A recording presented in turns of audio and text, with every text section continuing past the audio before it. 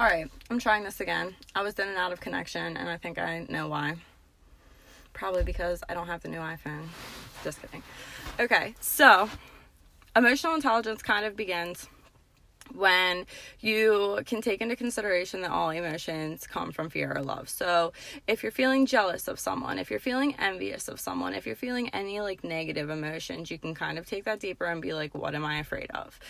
If you're envious of someone, you might be afraid that you're never going to be worthy of the things that they have. If you are jealous of someone, it might be the same thing. It could go a little bit deeper.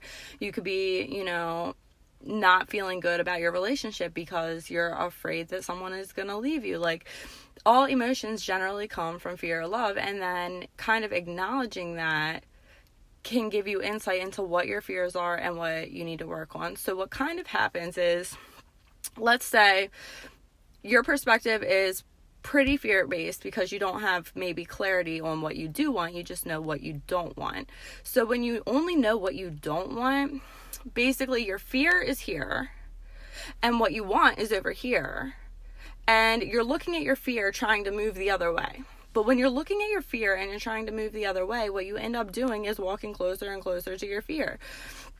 So like, just an example, like if you're recovering from addiction and your brain's constantly going, don't relapse, don't relapse, don't relapse, but you're not working towards what you do want, all your brain is hearing relapse, relapse, relapse. And then like, that's a big possibility. Or if you're in a relationship where you know how you don't want the relationship to turn out, but you don't know how you do want the relationship to turn out, and you're like constantly obsessing over like reasons why you don't want the relationship to turn out like it does, what you end up doing is subconsciously trying to validate why it will turn out that way. So when you're not clear on what you do want, but you know what you don't want, you end up actually going towards what you don't want.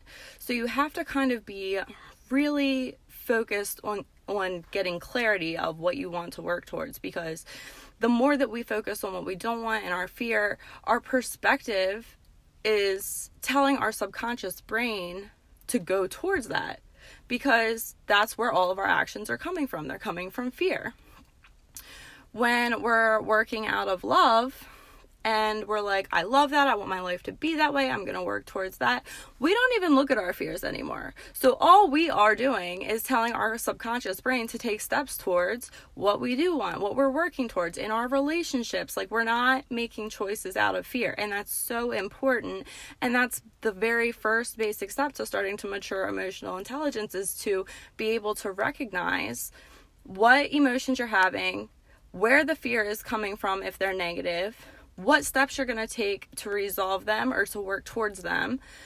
And that's like the most crucial thing as we go on this journey with these gratitude lists that I'm doing. You have to keep that in mind, because things are going to come up for you. And the first thing when something negative comes up for me is fear. I'm like, what am I afraid of? I'm not perfect. Things come up for me all the time. Like, I still feel a little bit jealous sometimes. I still feel a little bit envious sometimes, but I can sit there and I can look at my emotions and I can say, what am I afraid of? And as soon as you acknowledge them, you can get rid of them. You can let them go and start going the other way towards things that you do want, towards resolving them with your goals.